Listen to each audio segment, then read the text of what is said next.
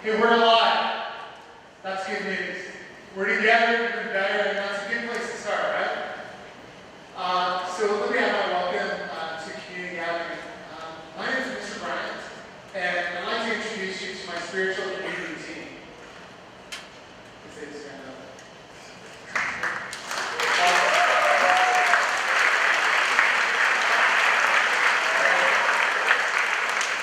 Go ahead and take your name back. This team is here to serve, and to get things started, I'd like you to stand where you are. So go ahead, everywhere that you are, go ahead and stand up. Yes, yes, yes, everyone. Everyone stand. Everyone. Sorry, I made that more complicated than it should be. Hey, sometimes school can feel like a competition. That might be all right sometimes, but we want this community to feel like a family. So I'm going to ask you to take a small risk this morning. All right? Put your right hand up. Place it gently on the shoulder of the person in front of you. You in the front row. Just person outside. All right. Repeat after me. I'm with you. You're not alone. We are family. Let's do this. All right, take a seat.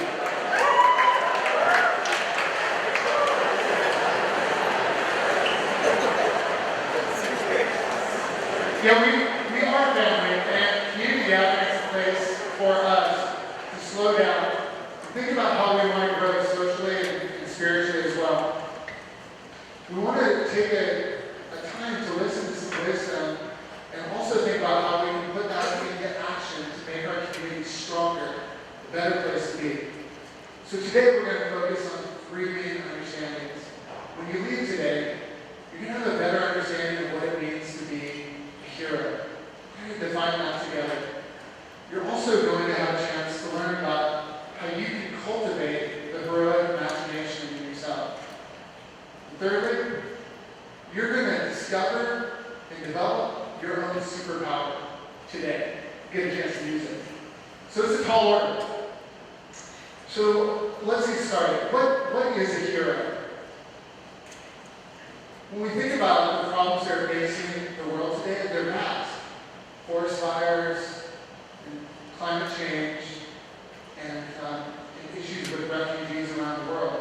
And today we're not coming together to solve the Syrian refugee crisis. But what if you were in a position to make an actual difference in the world? Will you be ready when your time comes? So we want to take some time to think about our preparation for the moments that we have. You know, it's been said that in life there are 3 kinds of people. The people who watch things happen, the people who make things happen, and the people who wonder what happened. Clueless, right?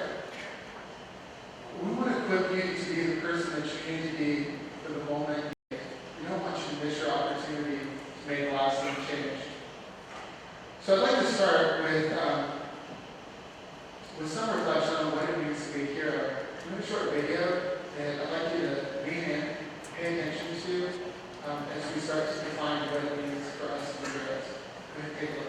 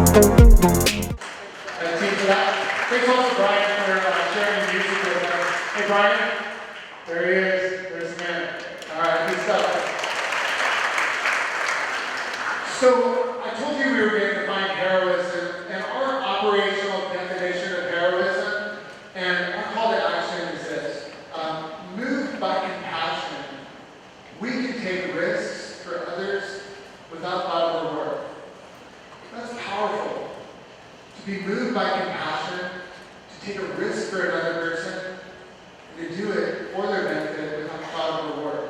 We want to fill the world with that kind of person. We each want to be that kind of person in our own life.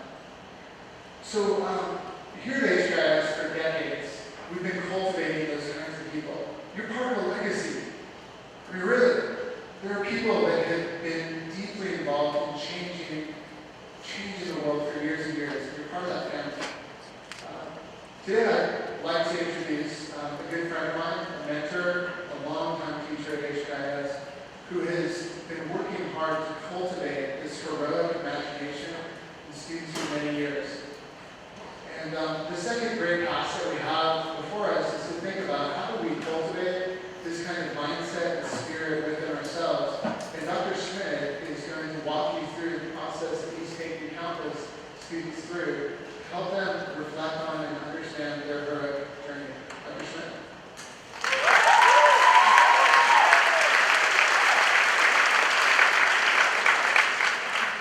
Hi, good morning everybody. It's really nice to be together. I'm really excited about this.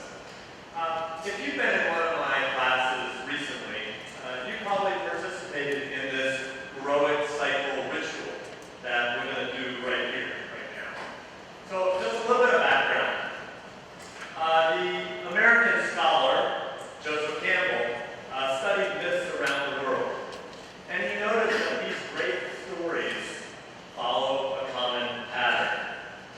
So, whether you are Moses, the Buddha, or St. Paul in the past, or Luke, Neo, or Harry in the present, there is one story to tell, and there is one journey to make.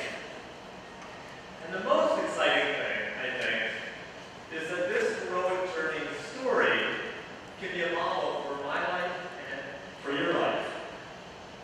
So, the basic story goes like this, and you can see this acted out here on the stage. Okay. A hero begins in his or her ordinary world, which is a stable place, but it's lacking something.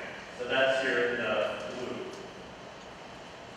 The hero then has a call to adventure out of that ordinary world into the special world, which will be the red. In that special world, it is a place of tests and trials, but also a place of new powers and new possibilities. At some point during that journey, the hero is faced with a great ordeal, which, if they survive it, leads them to return to the ordinary world and bring back a gift to enliven the community. This is the great adventure of all heroes, and it is our calling as well. Just yesterday, my Service Society of the Sacred class, we, unbeknownst and unconnected to what was being planned here, actually, we enacted this, we put this into place. And two of the students had stories that I think are really worth sharing with the wider community. They're going to tell you the journey that they had there. And so, let me get to Megan. Can you give Megan a nice round of applause?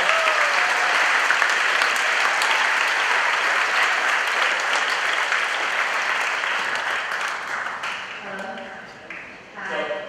Megan, go ahead and start the journey. Tell us about your call to adventure. Hi, I'm Megan. My call to adventure started out with my grandmother. I didn't really know it until kind of last year. My grandmother was my best friend. That's her. I love her. She was the only one who really got me when I was little. I had a problem with making friends, and she always talked to me. Take the most weird and random person you know, times that by 10, and you go to my grandma. She was weird. Anyways, about 9 years ago, she was diagnosed with cancer. How many people know people that were diagnosed with cancer? Yeah, there's a lot. Kind of sucks. But as a little kid, I didn't really know what that meant, so I just prayed and prayed. And finally, on my birthday, she was cured with her ovarian cancer was cured.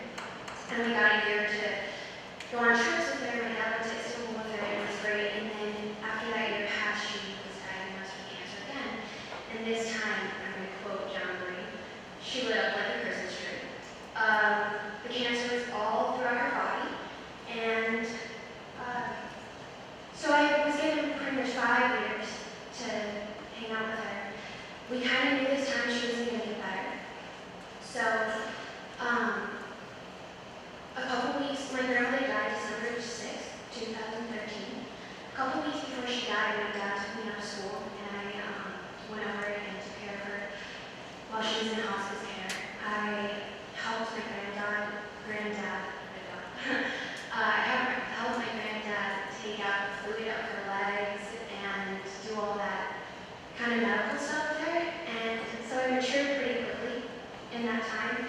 After she died, I can tell you all the other paths that I got that were taken me on. It plummeted my grades. I thought I could be mean to everybody. I was a real jerk my sophomore year. And then I'll kind of move over here. So into the special. While I was being mean and a jerk pretty much my whole sophomore year, beforehand, I started going into service trips, as everybody's kind of done. I've always done like the work hard, bounce out of humanity stuff where you're building a house. And last year, when I was in computer, I kind of tried to go on as many service trips as I wanted or could. And it wasn't until I went on my Calcutta intro that the first day I was doing more hands-on work, or the first day I was doing some charity, place where you go. I was feeding this woman who was about 70 years old, looked like it. She was all skin and bones. And I know Indian to American, there's not that much similarities, but when I was looking at her, I saw my grandma. Just in the jawline and the way that my grandma got so skinny, and that's kind of the shape she was in. She couldn't walk, but the way that her eyes kind of kept looking at me like, okay, go quicker, I'm hungry, feed me. And I was like, Grandma. But when I looked at her, it kind of hit me like, my dad had said, Megan, I know you're going through a lot of hard stuff right now, but trust me, your grandmother does everything for a reason, and she really was. And I remember the last day that I was with her, we laid down and she kind of just looked up and was like, what am I doing here? She was like, Megan, I'm sorry, but I just want to go. And she's like, I hope that someday you can learn from this. And I had. I finally figured out why she put me through that, why God put me through that, and that's all I know. And now back into the real world, where I'm going to take what she taught me. I really want to dive into nursing. I'm applying to nursing school. And I want to go and do that hands-on work and be with people. And there you go. That's my story.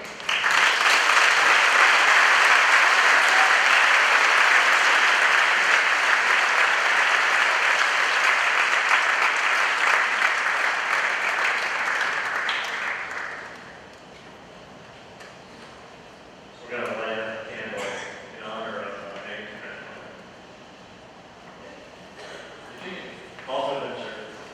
Okay, so for those of you who know me relatively well, you probably know that during the first 2 years of my high school, I really just did not try hard at all at anything. I was just doing the bare minimum. And the reason for this is because I just had no motivation whatsoever. My college adventure, however, was when my parents, after my sophomore year during the summer, they took me on a couple of colleges. I was going around the East Coast and I just found one school that just really stood out to me. It was Tufts University. You probably heard of it. I instantly fell in love with the school, and my parents told me that if I really wanted to go here, I have to work a lot harder than I was working at that time. So that first semester of my junior year, for the first time in my life, I put in my all. And after that semester, although it was all worth it, the course of my life just completely changed. When I met a guy from HIS at a class I was taking in Korea, we became really good friends immediately, and I found out that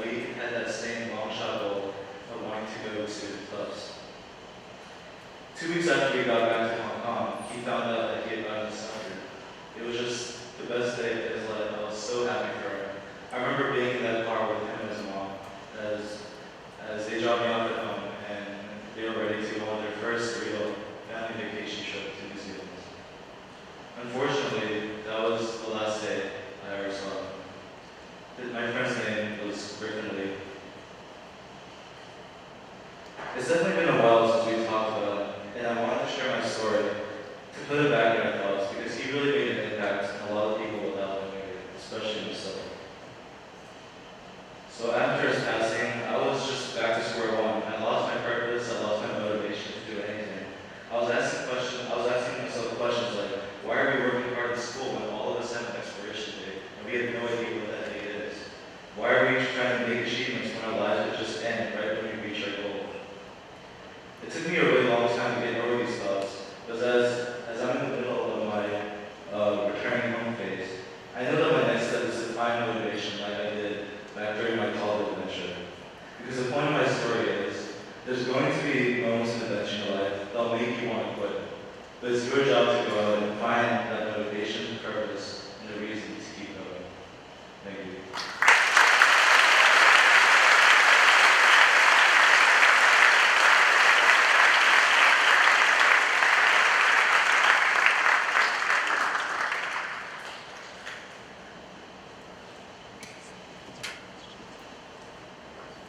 Everyone stand together.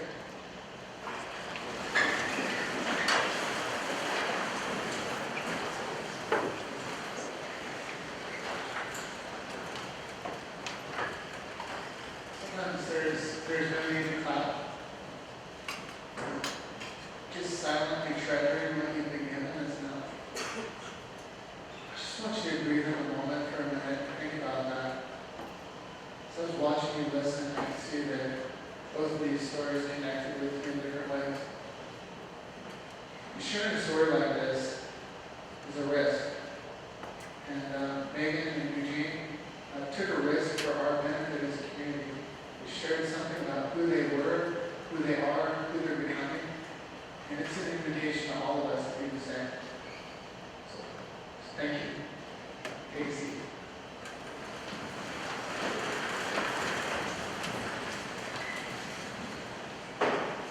Well, that's what a family does. We listen to each other, we lean in, we take risks together. That's how we cultivate the heroic imagination. It's what our community is about. Well, I did tell you that you leave here with a superpower. And I've got it delivered. So let's take a look. If you pay attention to what I'm about to share with you, probably going to live longer than most people. If you pay attention to what I'm going to share with you, you're going to make an impact on people's lives far greater than you would otherwise. You're going to have a superpower that can change the world. Are you in? All right. So pay close attention. Here we go.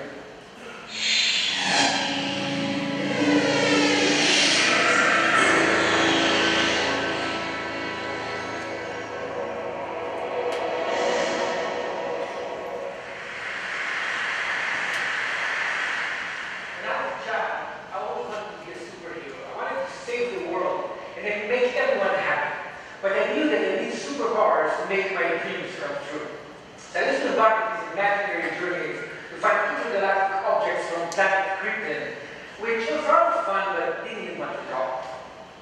When I grew up and realized that science fiction was not a good source for superpowers, I decided instead to embark on a journey of real science to find a more useful truth. I started a journey in California with a UC Berkeley 30-year longitudinal study that examined the photos of students in an old yearbook and tried to measure their success and well-being throughout their lives. By measuring their students' smiles, researchers were able to predict how fulfilling and long-lasting a subject marriage will be, how well she would score in standardized tests of well-being, and how inspiring she would be to others. In another yearbook, I stumbled upon Barack Obama's picture. When I first saw his picture, I thought that his superpowers came from his super car. But now I know it was all in his smile. Another aha moment came from a 2010 Wayne State University research project that looked into pre-1960s baseball cards made with players. The researchers found that the span of a player's smile could actually predict the span of his life. Players who didn't smile smile in the picture lives an average of only 72.9 years, where players with beaming smile lives an average of almost 80 years. The good news is that we're actually born smiling. Using 3D ultrasound technology, we can now see that developing babies appear to smile even in the womb. When they're born, babies continue to smile, initially mostly in their sleep, and even blind babies smile to the sound of the human voice. Smiling is one of the most basic biologically uniform expressions of all humans. In studies conducted in Papua New Guinea, Paul Ekman, the world's most renowned researcher on facial expressions, found that even members of the Fori tribe, who were completely disconnected from Western culture and also known for their unusual cannibalism rituals, attributed smile to description of situations the same way you and I would. So from Papua New Guinea to Hollywood, all the way to modern art in Beijing, we smile often and we smile to express joy and satisfaction. How many people here in this room smile more than 20 times per day? Raise your hand if you do. Oh wow.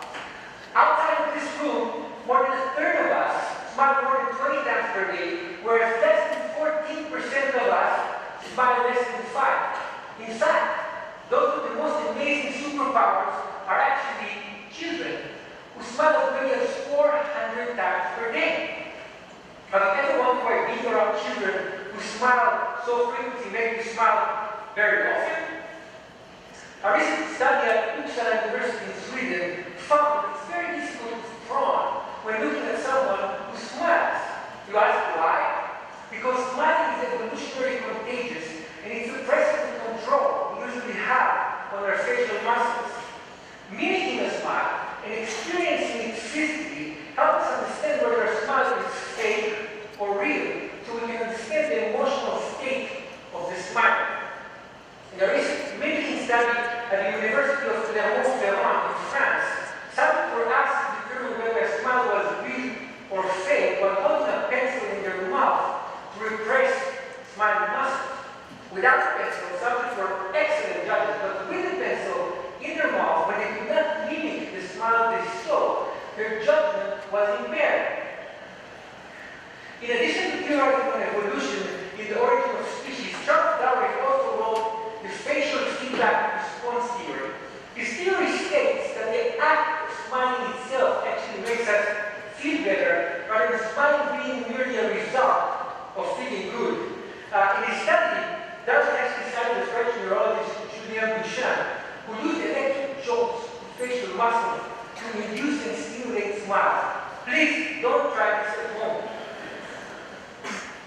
In a related German study, researchers used fMRI imaging to measure brain activity before and after injecting botox to suppress smiling muscles.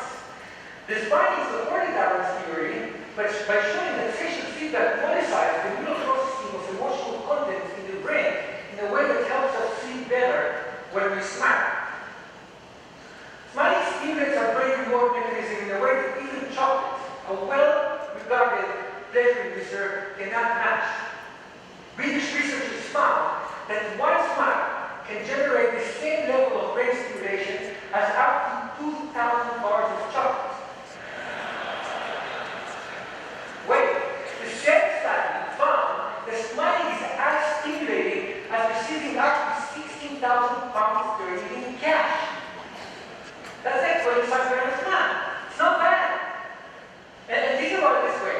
25,000 times 400. Quite a few kids out there feel like Mark Zuckerberg every day.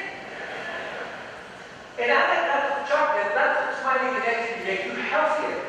Smiling can help reduce the level of stress-enhancing hormones like cortisol, adrenaline, and dopamine, increase the level of mood-enhancing hormones like endorphin, and reduce overall blood pressure. And if that's not enough, smiling can actually make you look good in the eyes of others. A recent study at Penn State University found that when you smile, you don't only appear to be more likable and courteous, but you actually appear to be more competent. So whenever you want to look great and competent, reduce your stress, or improve your marriage, or feel that you just had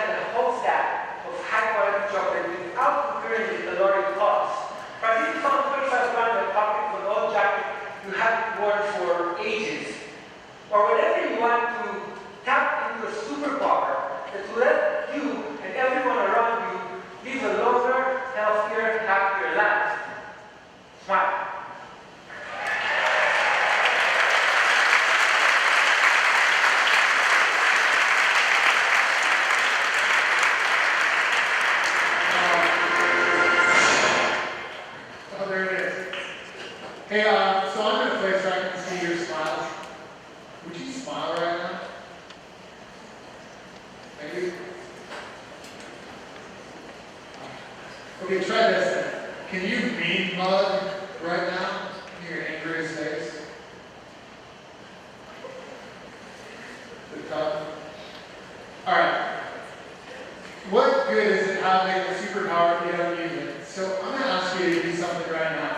I'm going to ask you to, in a moment, stand up, find someone next to you, and pick one of you to be partner A, one partner B. Partner A, you have an angry face.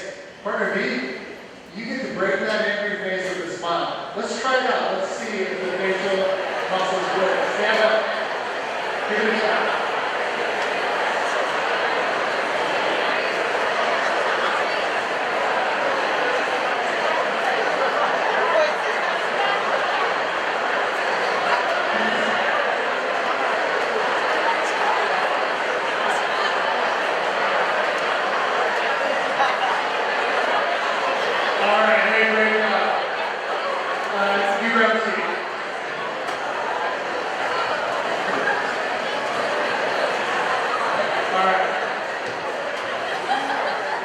Hey, I told you when you came in here this morning that we were going to work on our operational definition of heroism.